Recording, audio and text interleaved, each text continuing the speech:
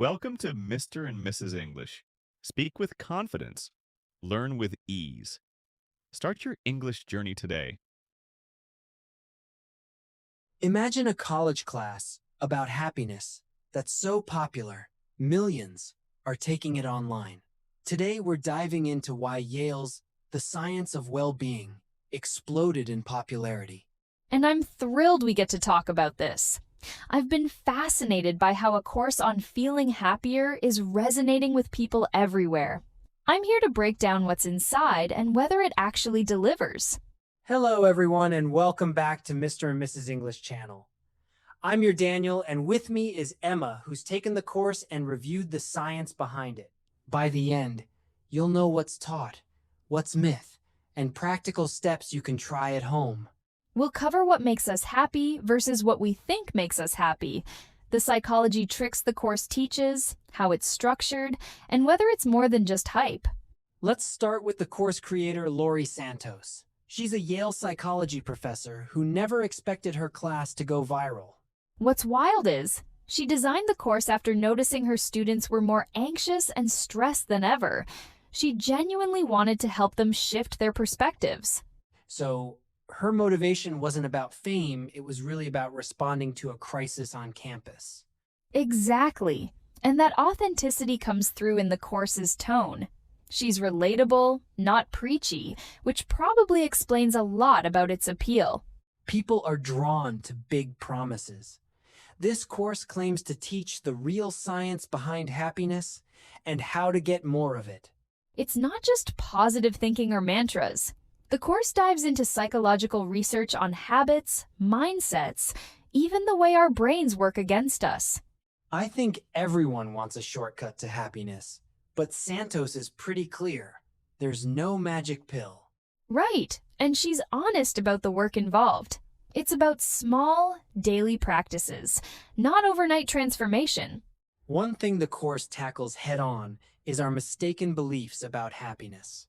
Yeah, for example, a lot of us chase high salaries or dream vacations, but the research says those things barely budge our long-term happiness. That's pretty counterintuitive. Most of us would think a lottery win would change everything. Funny enough, studies show lottery winners go back to their baseline mood after just a year or two. It's wild how quickly we adapt. So if money and stuff don't work, what's going on in our brains? Our brains are wired for something called hedonic adaptation. We get used to new things fast, so those big wins don't last emotionally. That's a bit disappointing, but also freeing. We can stop chasing what doesn't actually help. Exactly. The course spends time teaching how to outsmart those mental traps so we can focus on what really boosts well-being. One of the first habits taught is gratitude. Seems simple, but the science is solid. When people jot down what they're grateful for, even just once a week, it measurably improves mood and relationships. It's not just fluff. And the same goes for social connection, right? Spending time with friends outshines almost any material reward. Yep, relationships are the #1 driver of happiness, according to almost every major study. It's kind of humbling. So the course offers these classic happiness boosters, but most people struggle to build habits around them. Why is that? We're creatures of habit, and our brains resist change. The course addresses this with rewirement challenges, which are basically weekly experiments to practice new behaviors. It sounds manageable, but sticking with it is tough. Definitely. The course encourages tracking your progress and reflecting on setbacks, which helps keep you honest and engaged. Let's walk listeners through what the course actually looks like. How is it organized? It's a 10-week curriculum with lectures, readings, and those rewirement assignments. Each week focuses on a theme like gratitude, kindness, or savoring. Are the lectures academic or more like self-help? They're surprisingly approachable. Santos mixes research, real-life stories, and practical tips. You never feel like you're in a dry lecture hall. There's a section all about myths like, I'll be happy when I get a raise, or I need a big life change. It's kind of a reality check. The course gently calls out these assumptions and gives evidence for why they don't pan out. Uh, I like that it doesn't shame you for having these beliefs, just invites you to experiment and see for yourself. Exactly.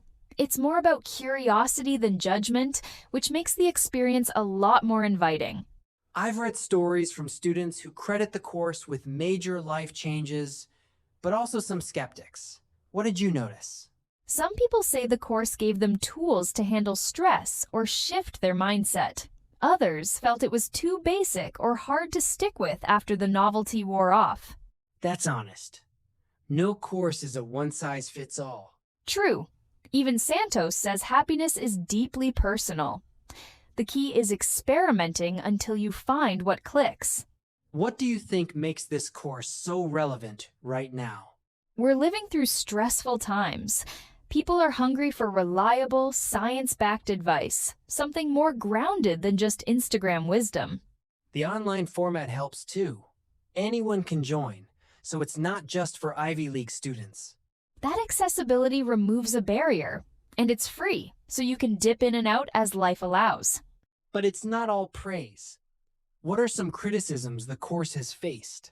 Some mental health professionals say it risks oversimplifying deeper issues, like depression. It's not meant to replace therapy. That's an important caveat. It's a toolkit, not a cure-all. Exactly. The course works best for everyday stress and mood shifts, not for serious clinical conditions. If listeners want one thing to try from the course, what would you recommend they start with? Honestly, a daily gratitude practice is simple and powerful. Just jot down 3 good things each night for a week and see what happens. I love that it's so low pressure. No major time commitment, just a mindset shift. Right, and it can be a catalyst for bigger changes like noticing opportunities for kindness or savoring small wins. So, after going through the course, would you say it's worth it for most people? If you're curious and willing to experiment, absolutely. You'll learn new things about yourself. But the real value is in doing the exercises, not just listening. So for the best results, treat it as an interactive experience, not just a lecture series. Exactly. The more you put in, the more you get out. It's a great way to kickstart a well-being journey. Let's wrap up with 3 big takeaways. First, happiness isn't about what you buy, but how you live day to day. Second, your brain has built-in traps, but you can retrain it with small, science-backed habits. Third, real change comes from consistent practice. So pick one habit, like gratitude journaling, and start tonight. Thanks for listening today, and see you next time in Mr. and Mrs. English channel.